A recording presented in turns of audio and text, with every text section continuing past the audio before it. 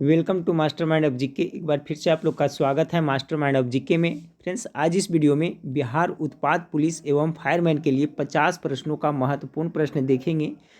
इसमें आपका current affairs का भी प्रश्न शामिल है फ्रेंड्स, जो एग्जाम के दृष्टिकोण से काफ़ी महत्वपूर्ण है, तो पूरा वीडियो आप लोग जरूर देखिएगा। चलिए फ्रेंड्स, और फ्रेंड्स एप्लीकेशन के लिए जो मैं यहाँ प्ले स्टोर में दिया था फ्रेंड्स, तो लॉगिंग इशू के चलते उसको रिजेक्ट कर दिया गया है, पुनः उसे रिव्यू में भेज दिया गया फ्रेंड्स। देखिए कल तक इसका आ जाएगा फ्रेंड्स, जैसे ही आपका प्ले स्टोर में आएगा उसका लिंक मैं दे दूंगा। एप्लीकेशन जो पूरी तरह से तैयार है, तो देखिए कोशिश कर रहा हूँ फ्रेंड्स जितना जल्दी से हो जाए वो प्ले स्टोर में आ जाए। चलिए फ्रेंड्स, तो वीडियो को लाइक नहीं किए तो पुनः एक बार मैं बोलूँगा वीडियो को लाइक कर दिए, और चैनल को सब्सक्राइब नहीं किए तो चैनल को सब्सक्राइब कर बेल आइकन को दबा दीजिएगा। ठीक है फ्रेंड्स, एप्लीकेशन का काम तो पूरा हो गया है फ्रेंड्स, यानी 75%। अब मैं कोशिश करूंगा फ्रेंड्स कि दो दिन बाद लाइव क्लास भी आऊँगा। ठीक है, 10 दिन लगातार लाइव क्लास लूँगा फ्रेंड्स, जिसमें 50 या 100 प्रश्न की लाइव क्लास होंगे और सभी इंपॉर्टेंट होंगे। तो चलिए फ्रेंड्स, वीडियो को शुरू करते हैं। आज का पहला सवाल आपका है, हाल ही में भारत के सबसे लंबे सड़क आर्च ब्रिज का उद्घाटन किस राज्य या केंद्र शासित प्रदेश में किया गया है? देखिए, भारत के सबसे लंबे सड़क आर्च ब्रिज कहाँ बनाया जा रहा है, उद्घाटन किया गया है? तो पहला का करेक्ट आंसर क्या होगा, आप लोग गेस करते चलिएगा। ठीक फ्रेंड्स, क्योंकि प्रैक्टिस सेट है तो गेस करते चलिएगा, पता चलेगा आपको कितना इसमें आता था आपको पहले से। तो ये देखिए मेघालय राज्य में किया जा रहा है। सवाल नंबर 2 आपका है, मई 2021 को जारी नवीनतम फीफा विश्व रैंकिंग में प्रथम स्थान प्राप्त देश है, यानी मई 2021 को जो जारी किया गया है नवीनतम फीफा विश्व रैंकिंग, उसमें प्रथम स्थान किस देश का है? 2 का करेक्ट आंसर हो जाएगा फ्रेंड्स आपका बेल्जियम का हो जाएगा। तीसरा नंबर सवाल को देखिए, तीसरा नंबर सवाल आपका है कि हॉर्नबिल महोत्सव किस राज्य में मनाया जाता है? ये हॉर्नबिल महोत्सव है जो आपका नागालैंड राज्य में मनाया जाता है। ऑप्शन नंबर ए इसका करेक्ट आंसर होगा। चौथा नंबर सवाल आपका देखिए, बीबीसी के साल की सर्वश्रेष्ठ भारतीय महिला खिलाड़ी 2020 का पुरस्कार किससे प्रदान किया गया है? बीबीसी के। 4 का करेक्ट आंसर होगा फ्रेंड्स कोनेरू हम्पी को दिया गया है। 5वां नंबर सवाल को देखिए, हाल ही में किसके द्वारा किसानों के लिए विश्व का पहला नैनो यूरिया लॉन्च किया गया है? तो हाल ही में किसके द्वारा जो किसानों के लिए विश्व का पहला नैनो यूरिया लॉन्च किया गया है? तो 5 का जो करेक्ट आंसर होगा फ्रेंड्स इफ्को द्वारा। ठीक है, इफ्को का खाद भी निकलता है फ्रेंड्स, आप लोग को पता है इफ्को कंपनी का, तो इसी ने लॉन्च किया है। आपका 6ठा नंबर सवाल, हाल ही में किस देश ने क्रिप्टो करेंसी बिटकॉइन को अवैध मुद्रा घोषित किया है? ठीक है, यानी उसे अवैध मुद्रा घोषित कर दिया है। बिटकॉइन के बारे में पता होगा फ्रेंड्स, बहुत ही महंगा ही होता है। एक बिटकॉइन का कीमत अभी लगभग फ्रेंड्स 34 से 35 लाख रुपया होता है, 50 लाख तक पहुँच गया था। तो 6 का जो करेक्ट आंसर हो जाएगा ऑप्शन नंबर बी, चाइना ने इसे अवैध घोषित किया है।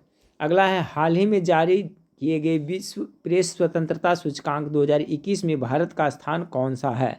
7 का correct answer option number C हो जाएगा फ्रेंड्स, 142वां है। ठीक है, हाल ही में जारी किए गए विश्व प्रेस स्वतंत्रता सूचकांक में 2021 के में भारत का स्थान कैवां है? तो 142वां है। 7 का करेक्ट आंसर सी हो जाएगा। 8 नंबर सवाल देखें, निम्नलिखित में से किस मंत्रालय द्वारा उमंग ऐप लॉन्च किया गया है? उमंग ऐप किस मंत्रालय के द्वारा लॉन्च किया गया है? 8 का करेक्ट आंसर सी होगा। इलेक्ट्रॉनिक्स और आईटी मंत्रालय के द्वारा उमंग ऐप लॉन्च किया गया है। 8 का करेक्ट आंसर सी हो जाएगा। 9 नंबर सवाल को देखिए फ्रेंड्स कि 26 जनवरी 2021 को निम्नलिखित में से कौन सा भारत का 100% साक्षरता वाला जिला बन गया है? बहुत ही अच्छा सवाल है फ्रेंड्स। 9 का तो देखिए 26 जनवरी 2021 को निम्नलिखित में से कौन सा भारत का 100% साक्षरता वाला जिला बन गया? तो देहरादून इसका करेक्ट आंसर हो जाएगा 9 का। चलिए 10वां नंबर सवाल को देखिए, और इसका पीडीएफ भी मैं आप लोगों को प्रोवाइड करा दूंगा फ्रेंड्स, क्योंकि इसके पहले जो वीडियो मैं बनाया था आपका 100 प्रश्न का जीके जीएस का, उसका पीडीएफ कुछ देर पहले मैं दे दिया हूँ चैनल अथी आपका टेलीग्राम चैनल पे, तो उस वहाँ से आप लोग डाउनलोड करके पढ़ लीजिएगा। और जो स्टूडेंट टेलीग्राम चैनल नहीं ज्वाइन किया है उसका लिंक इस वीडियो के नीचे दिया हुआ है, तो ज्वाइन कर लीजिएगा। 10 का करेक्ट क्या होगा फ्रेंड्स कि अटल नवोन्मेष मिशन AIM किस विभाग की प्रमुख पहल है? ठीक है, अटल नवोन्मेष मिशन। 10 का correct answer option number A, NITI Aayog की पहल है। अगला सवाल 11 नंबर, किसने कहा था कि कांग्रेस आंदोलन न तो लोगों द्वारा प्रेरित था, न ही यह उनके द्वारा सोचा गया योजनाबद्ध किया गया था। देखिए इसमें 10 क्वेश्चन था जो फ्रेंड्स आपका करंट अफेयर से था, बाकी 40 प्रश्न है जो फ्रेंड्स आपका इतिहास भूगोल सभी से मिक्स रहेगा। तो देखिए ये आपका इतिहास का क्वेश्चन है कि किसने कहा था कांग्रेस आंदोलन न तो लोगों द्वारा प्रेरित था, न ही यह उनके द्वारा सोचा गया योजनाबद्ध किया गया था। 11 का करेक्ट आंसर लाला लाजपत राय ने कहा था। अहमद शाह अब्दाली, 12 नंबर क्वेश्चन, अहमद शाह अब्दाली ने भारत पर कुल 7 बार आक्रमण किए, जिनमें सर्वाधिक 3 बार आक्रमण किस मुगल शासक के समय में हुए। देखिए बहुत अच्छा सवाल है ये। एक है फ्रेंड्स महमूद गजनबी, जो भारत पर टोटल कितने 17 बार आक्रमण किया था फ्रेंड्स, याद रखिएगा। और 16वें आक्रमण में वो आपका है जो 16वें आक्रमण में वो 1025 ईस्वी में उसका सबसे फेमस आक्रमण था जो सोमनाथ मंदिर को लूटा था, वो 16वें आक्रमण था। लेकिन कुल है जो महमूद गजनबी जो भारत पर कितने 17 बार आक्रमण किया था, ये भी क्वेश्चन पूछा जाता है। और इसमें कह रहा है फ्रेंड्स कि अहमद शाह अब्दाली ने भारत पर कितने बार आक्रमण किया, तो 7 बार आक्रमण किया, ये क्वेश्चन बन रहा है, ये भी याद रखेगा। तो सबसे ज़्यादा किस मुगल शासक के विरुद्ध किया था, 3 बार उसके विरुद्ध किया था, तो 12 का करेक्ट आंसर डी होगा शाह आलम द्वितीय। अहमद शाह अब्दाली ने भारत पर 7 बार आक्रमण किया, जिसमें सर्वाधिक 3 बार किस मुगल शासक के समय में हुआ था, तो शाह आलम द्वितीय के। 13 नंबर सवाल देखिए, औरंगजेब के द्वारा गोलकुंडा के किला पर अधिकार किया गया, उस समय गोलकुंडा का शासक कौन था। बहुत इंपॉर्टेंट सवाल है ये भी फ्रेंड्स 13 का, कि गोलकुंडा किला पर आक्रमण औरंगजेब ने किया था, तो उस समय वहाँ का शासक कौन था। 13 का करेक्ट आंसर अबुल हसन कुतुब शाह था उस समय। 14 नंबर सवाल देखिए, सिक्किम का भारत में विलय किसने किया था, सिक्किम का भारत में विलय किसने किया था, तो 14 का correct answer Lord William Bentinck इसका करेक्ट आंसर हो जाएगा। 15 नंबर सवाल देखिए, नगद वेतन देने वाला सल्तनत काल का पहला सुल्तान कौन था, कौन सा सुल्तान था जो नगद वेतन का भुगतान करता था, तो 15 का करेक्ट आंसर होगा Alauddin Khilji, option number C correct answer हो जाएगा। 16 नंबर सवाल देखिए, लॉर्ड डलहौजी के राज्य विलय सिद्धांत जो हड़प नीति जिसे कहते हैं, सर्वप्रथम शिकार कौन सा राज बना था। 16 का जो करेक्ट आंसर है सतारा हो जाएगा, ठीक है। हड़प नीति इसी का था लॉर्ड डलहौजी का, जिसे विलय सिद्धांत भी कह सकते हैं। तो सबसे पहले इसका शिकार कौन बना था, तो सतारा बना था, सतारा राज बना था फ्रेंड्स। 17 नंबर सवाल को देखिए, भारत में दीवानी और फौजदारी कचहरियों के श्रेणीबद्ध संगठन के जरिए न्याय प्रदान करने की नई व्यवस्था का आरंभ किसके द्वारा शुरू किया गया था। सभी क्वेश्चन का लेवल इसमें बहुत अच्छा है।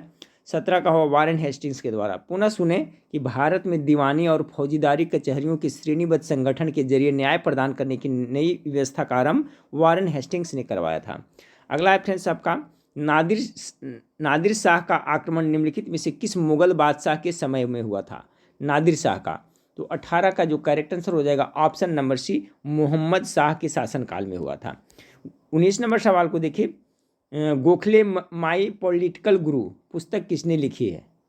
19 नंबर सवाल का करेक्ट आंसर क्या होगा फ्रेंड्स, तो गोखले माई पॉलिटिकल गुरु यानी MK गांधी के द्वारा, महात्मा गांधी के द्वारा, क्योंकि फ्रेंड्स महात्मा गांधी के राजनीतिक गुरु कौन थे, तो गोपाल कृष्ण गोखले थे, और उन्होंने यह बुक लिखा है गोखले माई पॉलिटिकल गुरु, यानी कि गोखले है जो मेरा राजनीतिक गुरु है। 20 नंबर सवाल को देखिए, Mountbatten and the partition of India पुस्तक के लेखक थे, कौन थे, गेस कीजिए। 20 का Mountbatten and the partition of India, 20 का करेक्ट आंसर सी होगा पमेला माउंटबेटन। 21 नंबर सवाल को देखें, हाल ही में प्रस्तुत किए गए बजट 2021-22 के अनुसार भारत सरकार को GST से कितनी प्रतिशत आय प्राप्त होती है। देखिए बहुत ही करंट अफेयर्स का बहुत अच्छा सवाल है फ्रेंड्स। 21-22 का रिपोर्ट पेश किया गया है, तो GST से कितना प्रतिशत आय प्राप्त होता है भारत सरकार को। 21 का करेक्ट आंसर हो जाएगा फ्रेंड्स 15%, ठीक है। 21 का correct answer option number C हो जाएगा। 22 नंबर सवाल है, केंद्रीय बजट 2021 के अनुसार इंश्योरेंस सेक्टर में विदेशी निवेश की सीमा को 49% से बढ़ाकर कितना प्रतिशत कर दिया गया। ये भी बहुत टॉप मोस्ट क्वेश्चन है। 22 का correct answer option number B 74% कर दिया गया है, ठीक है। केंद्रीय बजट 2021 के अनुसार इंश्योरेंस सेक्टर में विदेशी निवेश की सीमा 49% पहले थी फ्रेंड्स, ये भी याद रखिएगा। पूछा जा सकता है कि पहले कितना था, तो 49% था, लेकिन इसे बढ़ा करके अभी कितना कर दिया गया है, तो 74% कर दिया है, ठीक है। करीब दुगुना के करीब कर दिया फ्रेंड्स, 1.5 गुना से अधिक।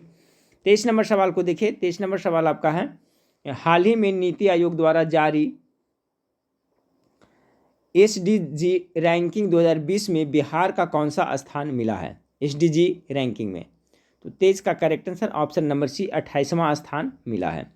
अगला सवाल आपका, हाँ फ्रेंड्स, तो सवाल नंबर 24 देखिए। 24 नंबर सवाल आपका, निम्नलिखित में से कौन सुमेलित है, यानी कि इसमें एक ही सुमेलित है फ्रेंड्स और बाकी 3 है जो गलत है। तो पहला देखिए पंपास का रहा है, तो पंपास से आपको घास का मैदान पराग्वे में पड़ता है, नहीं। पंपास घास का मैदान कहाँ पड़ता है, ये अर्जेंटीना में पड़ता है। संयुक्त राज्य अमेरिका एंडीज पर्वत, नहीं, बिल्कुल गलत है। ये आपका संयुक्त राज्य अमेरिका में रॉकी पर्वत है फ्रेंड्स, एंडीज पर्वत है जो कहाँ दक्षिण अमेरिका में पड़ता है, तो ये भी गलत है। मोरक्को एटलस पर्वत, ये आपका सही है, ठीक है। जो एटलस पर्वत है जो मोरक्को में पड़ता है फ्रेंड्स। ऑस्ट्रेलिया किम्बरले, ये भी आपका गलत है। तो इसमें क्या कर रहा था, कौन सुमेलित है, तो एक ही तो सुमेलित है, ऑप्शन नंबर सी। बाकी पंपास घास का मैदान पड़ता है फ्रेंड्स, जो पड़ता है अर्जेंटीना में पड़ता है, तो याद रखिएगा। 25 नंबर सवाल को देखिए, 24 हो गया फ्रेंड्स। 25 नंबर सवाल को देखें कि निम्न में से कौन सी नदी का स्रोत हिमनदों से नहीं है। कौन सा नदी है जिसका स्रोत हिमनदों से नहीं है, तो 25 का जो करेक्ट आंसर हो जाएगा फ्रेंड्स ऑप्शन नंबर सी हो जाएगा, कोसी नदी, ठीक है। बिहार का शोक जिसे कहा जाता है, और ये बहुत ही मार्ग बदलती है, ठीक है फ्रेंड्स। सबसे ज़्यादा मार्ग बदलने वाली भी बिहार का ये नदी कोसी है, और सबसे बिहार का शोक भी इसे कहा जाता है। तो इसका है जो फ्रेंड्स आपका स्रोत है उद्गम है जो हिम नदों से नहीं होता। बाकी यमुना, अलकनंदा, मंदाकिनी सब हिम नदों से होता है। 26 नंबर सवाल को देखें, प्रायद्वीपीय भारत की नदियों में कौन सी सबसे लंबी नदी है। प्रायद्वीपीय भारत में, प्रायद्वीपीय भारत की सबसे लंबी नदी कौन है, ये गोदावरी नदी हो जाएगा, ऑप्शन नंबर सी इसका करेक्ट आंसर हो जाएगा। अगला 27 नंबर सवाल देखें, निम्नलिखित कथनों में से कौन सा एक सही नहीं है। 27 का, महानदी का उद्भव छत्तीसगढ़ के पठार से हुआ है, महानदी, ये तो सही है। गोदावरी नदी का उद्भव महाराष्ट्र में होता है, बिल्कुल ये भी सही है। कावेरी नदी का उद्भव आंध्र प्रदेश से, ये आपका गलत है फ्रेंड्स, ठीक है। कावेरी नदी का उद्भव आंध्र प्रदेश से नहीं होता। ताप्ती नदी का उद्भव मध्य प्रदेश से होता है, ये सही है। तो ऑप्शन नंबर सी इसका करेक्ट आंसर हो जाएगा 27 का।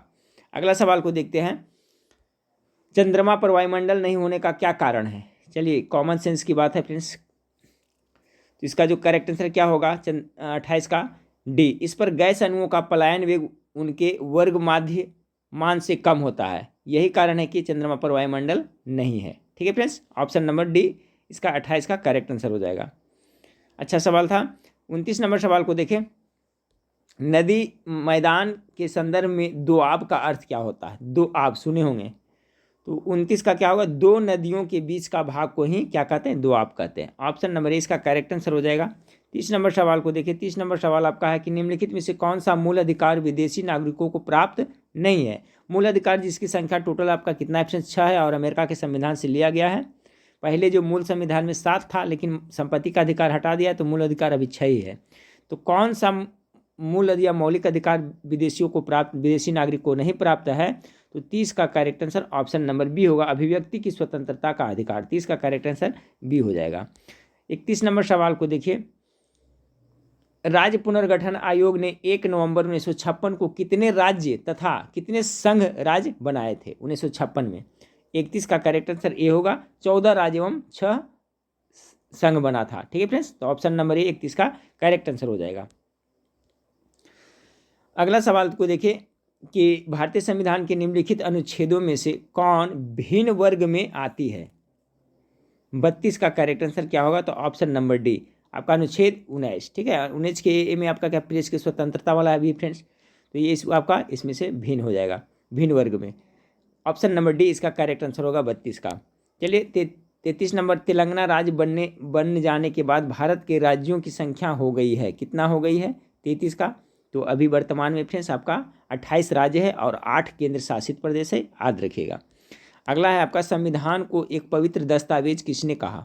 34 का करेक्ट आंसर क्या होगा, तो बी आर अम्बेडकर ने कहा था संविधान एक पवित्र दस्तावेज है। 35 नंबर सवाल को देखिए, यदि भारतीय संघ में एक नए राज्य का सृजन किया जाना है तो संविधान की किस अनुसूची का संशोधन करना आवश्यक होगा। बहुत इंपॉर्टेंट सवाल है फ्रेंड्स। मान लिया जाए कि भारत में एक नया राज्य बनाना है, उसका सृजन करना है, तो किस अनुसूची में संशोधन किया जाएगा।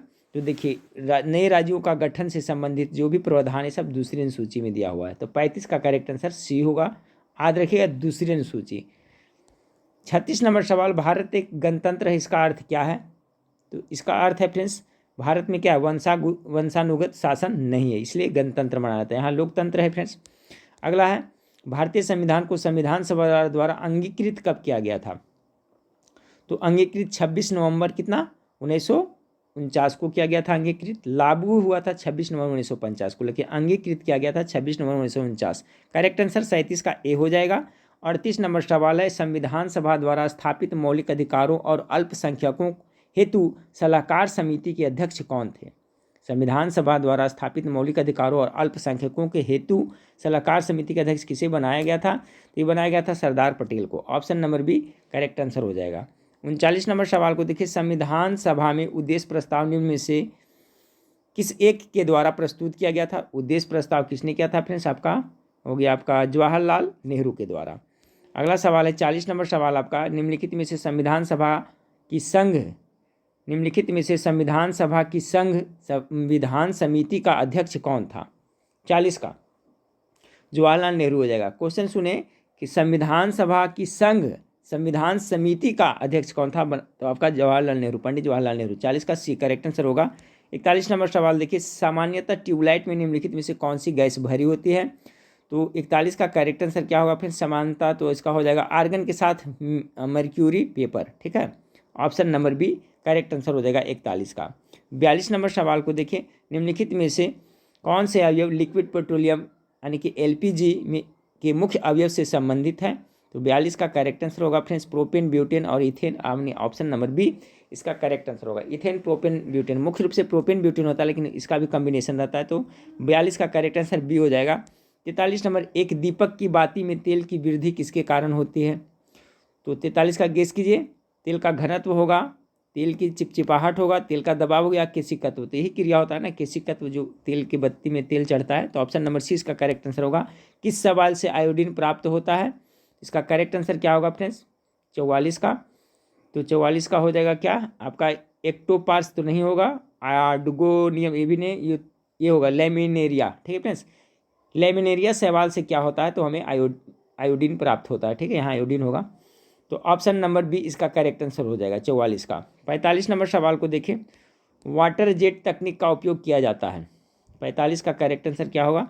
तो ऑप्शन नंबर सी हो जाएगा, अग्निशमन में। जो वाटर जेट तकनीक का उपयोग किया जाता है फ्रेंड्स, इंपॉर्टेंट है अग्निशमन में, और ये आपका अग्निशमन के लिए ज़्यादा इंपॉर्टेंट है फ्रेंड्स, याद रखें। उससे संबंधित कुछ है जो फ्रेंड्स आपका, मैं लास्ट में 1-2 वीडियो बनाऊंगा फायरमैन के लिए, जिसमें आपका मतलब कौन कौन उसी से रिलेटेड होगा क्वेश्चन के, यानी कि आग बुझाने के लिए, बिजली से आग लग जाने पर कैसे बुझाना चाहिए, इससे भी कुछ प्रश्न बनता है, तो वो सब भी हो सकता है पूछा जाए। तो लास्ट में मैं उसका भी वीडियो आप लोगों को प्रोवाइड कराऊंगा।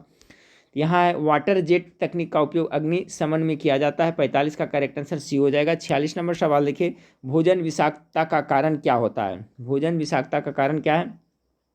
46 का correct answer option number B होगा फ्रेंड्स, सैल्मोनेला बेसिलाई के कारण ये विषाक्त हो जाता है। देखिए, विषाक्त भोजन खाने से क्या होता है फ्रेंड्स? आदमी मर भी सकता है। नहीं तो विषाक्त भोजन, जैसे कि कहीं पर देखते हैं फ्रेंड्स कि बाराती वगैरह में जाते हैं और उसमें कुछ इस तरह से मिल जाता है, कुछ ऐसा होता है फ्रेंड्स, विषाक्त हो जाता है, जिससे बहुत सारे लोग बीमार पड़ जाते हैं, वोमिटिंग वगैरह होने लगता है। तो उसमें क्या होता है फ्रेंड्स? आपका सैल्मोनेला बेसिलाई की मात्रा होती है, इसलिए वो विषाक्त हो जाता है। अगला सवाल को देखिए, टिटनेस नामक रोग निम्न नाम से भी जाना जाता है। टिटनेस को क्या कहते हैं फ्रेंड्स? 47 का। तो देखिए, इसको लॉकजा भी कहा जाता है, याद रखिए, इंपॉर्टेंट है। टिटनेस है जो लॉकजा के नाम से भी जाना जाता है। 47 का सी करेक्ट आंसर होगा।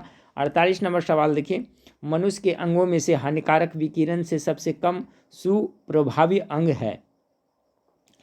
48 का क्या होगा फ्रेंड्स? गेस कीजिए। तो मस्तिष्क होता है। ठीक है, मनुष्य के अंगों से जो हानिकारक विकिरण है उसमें सबसे सुप्रभावी अंग कौन है? तो मस्तिष्क, आपका हमारा जो दिमाग है। मलेरिया से प्रभावित होने वाला अंग, चलिए बताइए फ्रेंड्स, इसका मेरे ख्याल से सबको पता होगा। मलेरिया हो जाएगा तो क्या प्रभावित होता है? तो प्लीहा होता है। देखिए, तिल्ली दिया हुआ है भी फ्रेंड्स, याद रखिए, ज़्यादातर तिल्ली ही मिलेगा ऑप्शन में, लेकिन प्लीहा देगा तो इसी का आपका होता है फ्रेंड्स, प्लीहा का हिंदी तिल्ली होता है। स्प्लीन भी जिसको कह सकते हैं, स्प्लीन, प्लीहा, तिल्ली। तो मलेरिया होने से फ्रेंड्स यही आपका प्रभावित होता है। आज का लास्ट सवाल, वर्ष 1945 में नागासाकी में गिराए गए बमों में कौन सा विस्फोट प्रयुक्त किया गया था? इसमें कौन था फ्रेंड्स 1945 वाला में? तो यहाँ पर हो जाएगा आपका 50 का करेक्ट आंसर, प्लेटेनियम किया गया था। ठीक है फ्रेंड्स, क्योंकि देखिए इससे 2 क्वेश्चन बनता है द्वितीय विश्व युद्ध के दौरान। एक होता है 6 अगस्त फ्रेंड्स, ठीक है, कितना? 6 अगस्त 1945 ईस्वी में, 6 अगस्त 1945 ईस्वी में हिरोशिमा पर बम गिराया गया था। और ये जो नागासाकी में गिराया गया था 9 अगस्त को गिराया गया था। कितना? 9 अगस्त न से नो फ्रेंड्स और न से नागासाकी, इस तरह से याद रखेगा। अगर कन्फ्यूजन होता है तो अगर कोई पूछ देता है फ्रेंड्स क्या हिरोशिमा पर कब गिराया गया था, तो 6 अगस्त और 9 अगस्त में अगर जो कन्फ्यूजन हो रहा है तो क्या करिएगा, न से नागासाकी और न से 9, तो 9 अगस्त को गिराया गया था नागासाकी। जब ये याद हो जाएगा फ्रेंड्स तो 6 अगस्त फिर क्या बच जाएगा, हिरोशिमा पर गिराया गया था।